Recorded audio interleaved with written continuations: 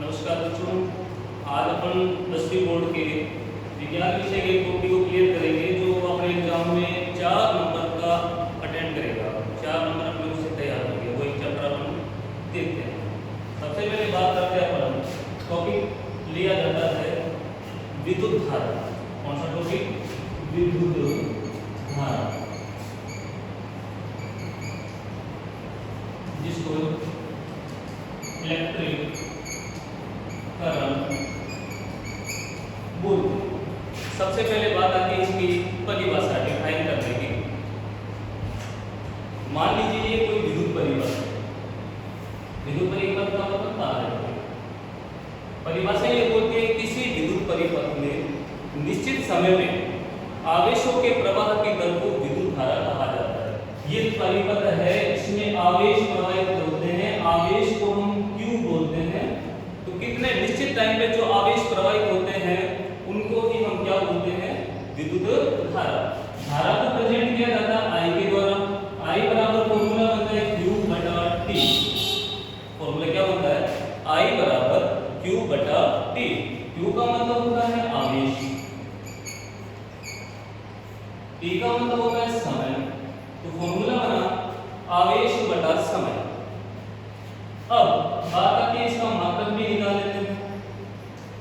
मात्रक निकालने के लिए आवेश का मात्रक बनता है कूलम बटा समय का मात्रक बनता है सेकंड।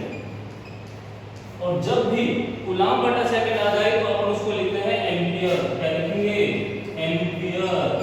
तो विद्युत धारा का मात्रक क्या बनता है? एम्पियर बनता है। क्या बनता है? एम्पियर। ठीक है। यहाँ ये जो आवेश है Q, इस Q का मतलब होता है नंबर ऑफ इलेक्ट्रॉन। क्या मतलब होता है? नंबर ऑफ इलेक्ट्रॉन, मतलब इलेक्ट्रॉनों की संख्या से, इलेक्ट्रॉनों की संख्या। E का मान हमेशा फिक्स होता है 1.6 into 10 की पावर माइनस का 19। ये E की वैल्यू हमेशा फिक्स होती है। तो ये जो आवेश होता है ये किसके बराबर होता है? नंबर ऑफ इलेक्ट्रॉन, यानी इलेक्ट्रॉनों की संख्या के बराबर। E की वैल्यू अपने को याद रखनी है, कितना होता है? 1.6 गुणा 10 की घात माइनस के 19। अब इस पर आधारित कुछ सवाल बनते हैं, कुछ न्यूमेरिकल बनते हैं जो एक एक नंबर के अपने को बोर्ड की परीक्षा में पूछे जाते हैं। वो कौन से सवाल होते हैं? सबसे पहली बात आती है इसी फॉर्मूले पर आती है I बराबर Q बटा T। ये फॉर्मूला है। I का मतलब विद्युत धारा, Q का मतलब आवेश, T का मतलब समय। तीन वैल्यू है यहाँ पे। तीन में से दो वैल्यू अपने को क्वेश्चन में दे रखी होगी और एक वैल्यू पूछे तो सीधा सा हिसाब पड़ा है कि बचत गुणा करके मान निकालो। जैसे ही सवाल देख लेते हैं नॉर्मल। यदि किसी परिपथ में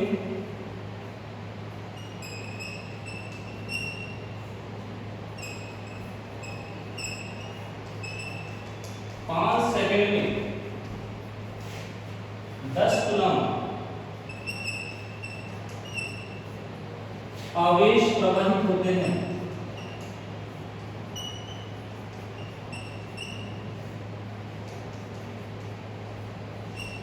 तो प्रवाहित धारा ज्ञात करो। ऐसा सवाल मान लीजिए पूछ ले कि 5 सेकंड में, यानी टाइम कितना दिया हुआ आपने को? सिर्फ 5 सेकंड। आवेश Q का मान कितना दे रखा है? 10 कूलम। इसकी जगह 10 वैल्यू रख दी जाएगी। टाइम की जगह कितना रख दिया जाएगा? 5 रख दिया जाएगा। तो सिंपल सी बात है I का वैल्यू कितना आ जाएगा? चटपटा में तो आ जाएगा। ये वैल्यू लेनी होगी, ये वैल्यू होगी, ये बचत गुणा से अपन निकाल सकते हैं, कोई सा भी मान निकाल सकते हैं। अब बात आती है इस पर आता है सवाल। ये जो है Q बराबर mv। बोर्ड की परीक्षा में एक बार पूछा गया था कि इलेक्ट्रॉनों की संख्या ज्ञात करने के लिए क्या वैल्यू मतलब लगाई जाती है? फॉर्मूला क्या लगाया जाता है? Q बराबर mv। क्वेश्चन बनेगा इसका, एक कूलम आवेश की रचना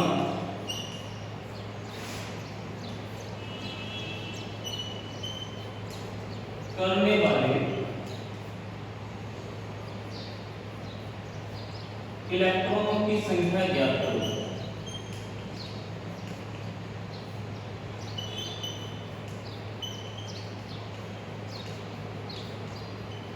ये सवाल पड़ेगा, एक कूलम आवेश की रचना करने वाले इलेक्ट्रॉनों की संख्या ज्ञात करो। अब प्रश्न में आप ये देखो, हमारे से पूछा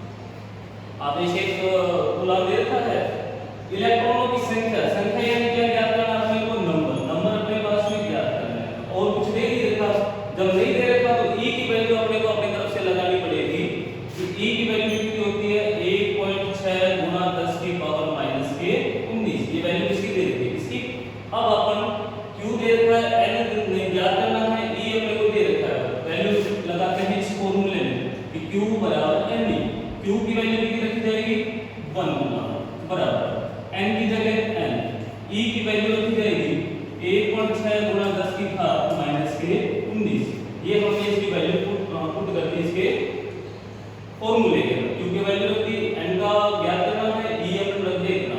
अब इसका शामिल करके अपने को n का वैल्यू चाहिए, n बराबर बन जाएगा 1/1.6 गुणा 10 की घात -19। पॉइंट हटाएंगे ऊपर 0 हो जाएगा, इसको काटेंगे तो मान आएगा इसका 10 5 2 पंजे 10 2 8 16, 5 में लगाना भाग इसका 8 का नहीं जाता, पॉइंट लगाया, मान आएगा इसका 0.625। अब ध्यान रखना ये बटा में 10 की पावर -19 से इसको ऊपर भेजेंगे तो ये किसमें हो जाएगा, प्लस में हो जाएगा, 0 हो जाएगा 10 की घात प्लस का 19। तो हमारे पास में n की वैल्यू कितनी आ गई भाई, 0.625 गुणा 10 की घात 19 प्लस का क्यों हो गया, क्योंकि इसको अपन ने ऊपर भेज दिया। तो ये दो चीजें इसमें आपके विद्युत धारा है।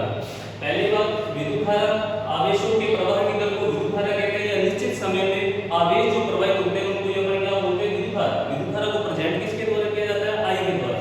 I बराबर फॉर्मूला क्या होता है, Q बटा T। Q के मतलब आवेश, T का मतलब समय, आवेश का मतलब कूलम, समय का मतलब सेकंड। जब कूलम बटा सेकंड दोनों आ जाए तो उसको क्या लिखा जाएगा, एम्पियर। तो विद्युत धारा का मतलब बनता है एम्पियर। इस पर आधारित सवाल भी पढ़ सकते हैं, लेकिन यहाँ पर ये जो Q है, Q का मतलब आवेश, इस आवेश का मतलब होता है नंबर ऑफ इलेक्ट्रॉन, इलेक्ट्रॉनों की संख्या से, जहाँ E की वैल्यू अपन रखेंगे 1.6 गुणा 10 की घात -19। फिर नेक्स्ट आती है बात इसमें विभवांतर।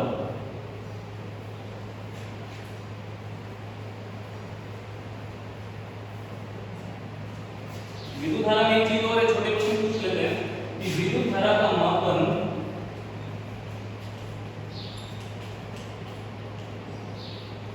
मीटर के द्वारा किया जाता है। कौन से मीटर के द्वारा किया जाता है, एमीटर के द्वारा। विद्युत धारा हमेशा एमीटर के द्वारा मापी जाती है, और जो परिपथ एमीटर होता है ये हमेशा श्रेणी क्रम में लगाया जाता है। कौन से क्रम में लगाया जाता है, श्रेणी क्रम में लगाया जाता है। इसके बारे में आगे बात आएगी, श्रेणी क्रम क्या होता है, समांतर क्रम क्या होता है, ये चीज ध्यान रखिए।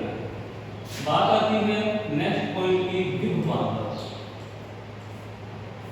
कौन सा टॉपिक, विभवांतर। मान लीजिए ये एक विद्युत परिपथ है, कोई धारा, इसके दो बिंदु A और B, A और B। परिभाषा ये बोलती है किसी धन आवेश को, धन का मतलब प्लस, आवेश का मतलब Q, किसी धन आवेश को एक बिंदु से दूसरे बिंदु तक ले जाने में किया गया कार्य। वापस सुनना, किसी विद्युत परिपथ में एकांक धन आवेश को एक बिंदु से दूसरे बिंदु तक ले जाने में किया गया कार्य ही क्या कहलाता है, दोनों बिंदुओं के बीच का विभवांतर कहलाता है। विभवांतर VA, इन दो बिंदु है VA माइनस VB बराबर W बटा Q। मतलब किसी एकांक धन आवेश को एक बिंदु से दूसरे बिंदु तक ले जाने में किया गया कार्य, के लिए वर्ग W ही दोनों बिंदुओं के मध्य का विभवांतर कहलाता है। तो फॉर्मूला क्या बना इसका, VA माइनस VB बराबर W बटा Q।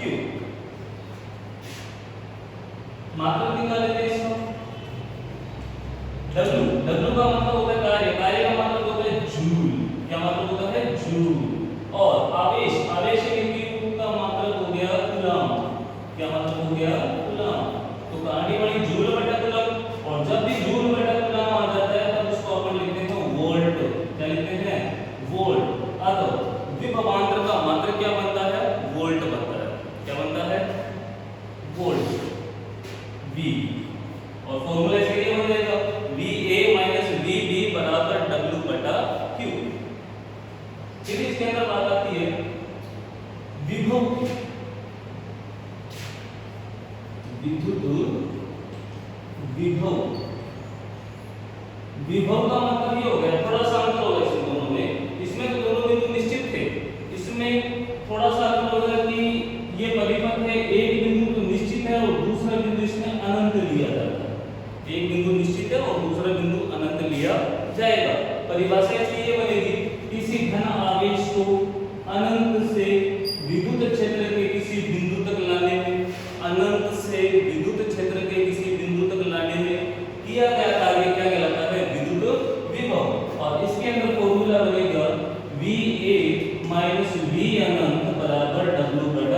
क्यों?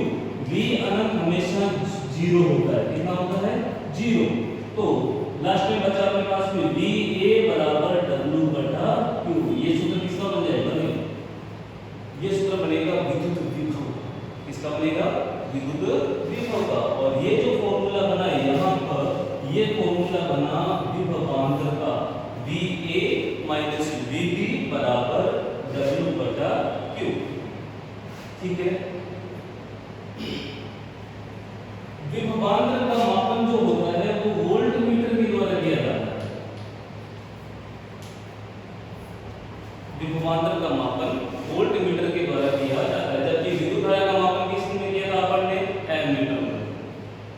विद्युत धारा एमीटर के द्वारा मापी गई थी और एमीटर किस क्रम में जोड़ा गया था? श्रेणी क्रम में। जबकि वोल्ट मीटर जो होगा वो किस में जोड़ा जाता है? समांतर क्रम में।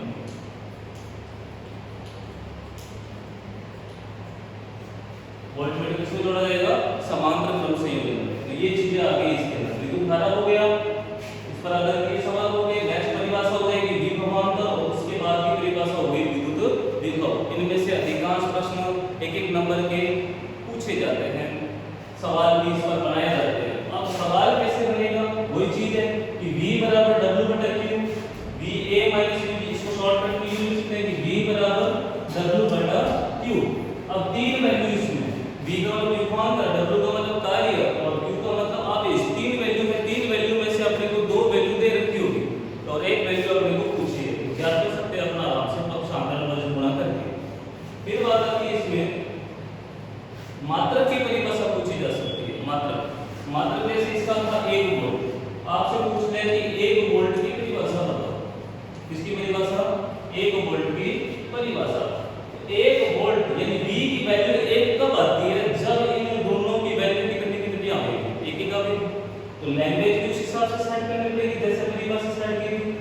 यदि किसी परिपथ में एक कूलम आवेश को एक बिंदु से दूसरे बिंदु तक ले जाने में किया गया कार्य 1 जूल हो, किसी विद्युत परिपथ में एक कूलम आवेश को एक बिंदु से दूसरे बिंदु तक ले जाने में किया गया कार्य 1 जूल हो, तो दोनों के बीच में विभवांतर भी 1 वोल्ट होगा। यानी ये दोनों की वैल्यू एक रखेंगे, इसका वैल्यू कितना आ जाएगा? 1 आ जाएगा। ऐसे इसमें था कि विद्युत धारा का मात्रक क्या था अपने पास में? एम्पीयर था। यानी I बराबर फॉर्मूला था Q बटा T। अब आपसे पूछ ले कि 1 एम्पीयर की परिभाषा बताओ। 1 एम्पीयर की परिभाषा, 1 एम्पीयर कब आता है? जब इन दोनों की वैल्यू कितनी आवे? 1 आवे। लैंग्वेज इसकी ये बताएगी किसी विद्युत परिपथ में 1 सेकंड में 1 कूलम आवेश प्रवाहित होते हैं तो प्रवाहित धारा का मान भी कितना हो जाएगा? 1 एम्पीयर। तो वोल्ट की परिभाषा होगी, एम्पीयर की होगी। नेक्स्ट चीज देखते हैं।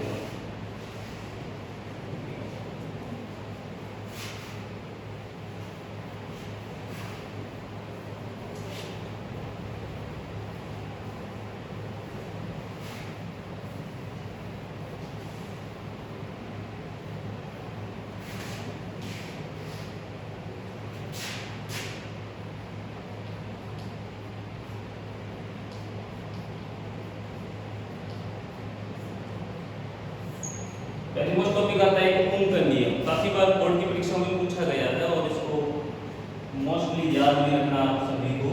ओम का नियम ये बोलता है यदि किसी चालक तार, मान लीजिए कोई तार है, तांबे का हो सकता है, यदि किसी चालक तार की भौतिक अवस्थाएं स्थिर रहे, भौतिक अवस्थाओं का मतलब इसकी लंबाई में चेंज नहीं होना चाहिए, इसके ऊपर ताप और दाब का कोई प्रभाव नहीं पड़ना चाहिए, भौतिक अवस्थाएं स्थिर रहे, तो इसके सिरों पर उत्पन्न विभवांतर हमेशा कहां उत्पन्न हुआ था? भी सिरों पर उत्पन्न विभवांतर तार में प्रवाहित धारा को हम बोलते हैं I।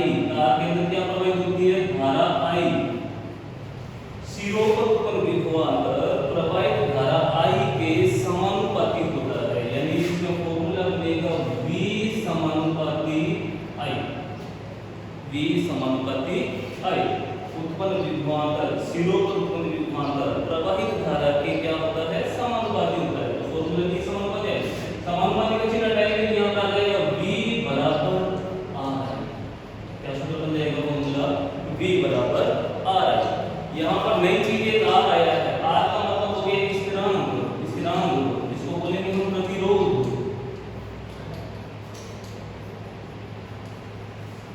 यदि इस r की वैल्यू अपन बाहर निकालें तो फॉर्मूला बनेगा r बराबर v बटा i, r बराबर v बटा i। अब इसका मात्रक निकाल लेते हैं, यदि प्रतिरोध का मात्रक निकाल लेते हैं। v का मात्रक क्या था? विभवांतर था, और विभवांतर का मात्रक क्या था? वोल्ट था। धारा i का मात्रक क्या होता है? एम्पियर। तो कहानी बन गई वोल्ट बटा एम्पियर। क्या बना? वोल्ट बटा एम्पियर। और जब भी वोल्ट बटा एम्पियर बनेगा तो हम इसको लिखेंगे ओम। क्या लिखेंगे? ओम। और ओम का चिन्ह होता है कुछ टाइप का, जैसे हेडफोन होता है। तो R का मतलब क्या था? प्रतिरोध था। सूत्र क्या बनेगा? R बराबर V बटा I। कहां से आएगा? ये तो पक्षांतर करेंगे क्योंकि हमने R की वैल्यू निकाली थी। तो R बराबर क्या बन जाएगा? V बटा I। V यानी विभवांतर, उसका मात्रक क्या होता है? वोल्ट। धारा I का मात्रक क्या होता है? एम्पियर। तो वोल्ट बटा एम्पियर को हम क्या लिखेंगे? ओम। तो विभवांतर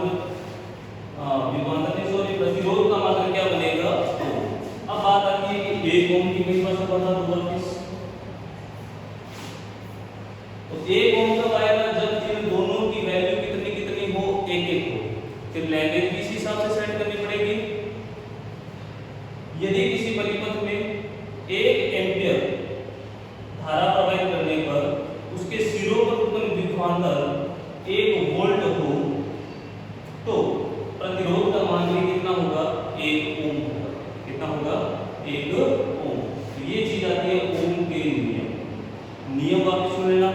यदि किसी चालक तार की भौतिक अवस्थाएं जैसे लंबाई, क्षेत्रफल, ताप, दाब, ये सारा स्थिर रहे, मतलब इसका कोई प्रभाव तार पर ना पड़े, तो तार के सिरों पर उत्पन्न विभवांतर V प्रवाहित धारा I के समानुपाती होता है। यानी फॉर्मूला बनेगा V समानुपाती I। समानुपाती का जब चिन्ह हटाया जाएगा तो उसकी जगह पर आ जाएगा बराबर। V की जगह V, इसकी जगह बराबर, और एक स्थिरांक में जुड़ जाता है R, और I की जगह I। तो सूत्र बनेगा V बराबर R। R नई चीज आई है, स्थिरांक आया, उसको अपन बोलते हैं प्रतिरोध। क्या बोलते हैं? प्रतिरोध। तो फॉर्मूला बनेगा R बराबर V बटा I। V का मतलब विभवांतर, और विभवांतर का मात्रक वोल्ट। I धारा, धारा का मात्रक एम्पियर, और ये कहानी बन जाएगी ओम। वोल्ट बटा एम्पियर को ओम कहते हैं। फिर एक ओम की परिभाषा। ये तो हो गया ओम का। अब बात आती है इसके अंदर, ये जो प्रतिरोध है यह किन किन कारकों पर निर्भर करता है? प्रतिरोध किन किन कारकों पर निर्भर करता है? प्रतिरोध की निर्भरता।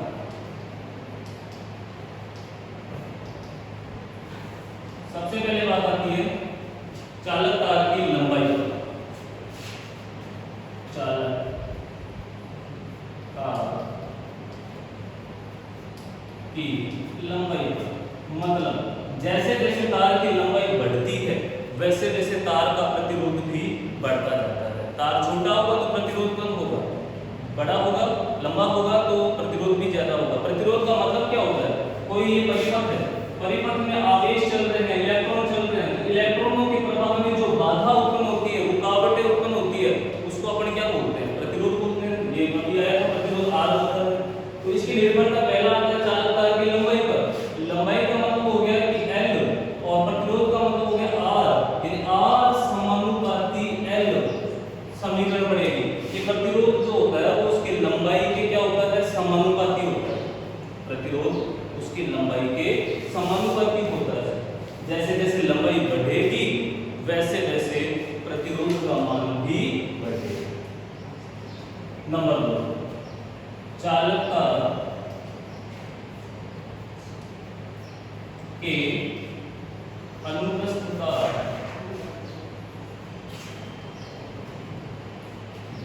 के क्षेत्रफल।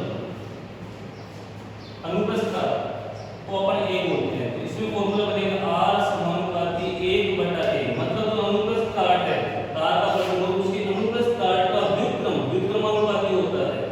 इसमें समीकरण क्या बनेगा? अनुप्रस्थ काट बनेंगे R समानुपाती 1 बटा A। तीसरी निर्भरता आती है इसके अंदर पदार्थ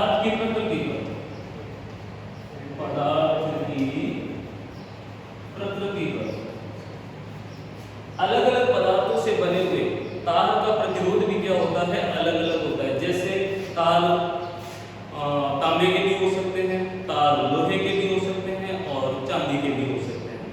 अलग अलग धातु से बने हुए तारों में प्रतिरोध का मान भी अलग अलग होता है। जैसे चांदी जो होती है, चांदी के अंदर प्रतिरोध रुकावटें बिल्कुल नगण्य होती है। सबसे बेस्ट चालकपूर्ण धातु होती है चांदी। उसके बाद नंबर आता है तांबे का, फिर एल्यूमिनियम का, इनका नंबर आता है, लास्ट में आता है लोहे का। ठीक है, तो लोहा धातु तो सुचालक है, लेकिन उसमें प्रतिरोध यानी रुकावटों का मान क्या होता है, अधिक होता है। तो ये चीजें हो गई कि प्रतिरोध की निर्भरता चालक तार की लंबाई पर, अनुप्रस्थ तार के क्षेत्रफल और पदार्थ की प्रकृति पर। ठीक है, नेक्स्ट टॉपिक अपन इसका आगे वाला जो भाग होगा नेक्स्ट वीडियो में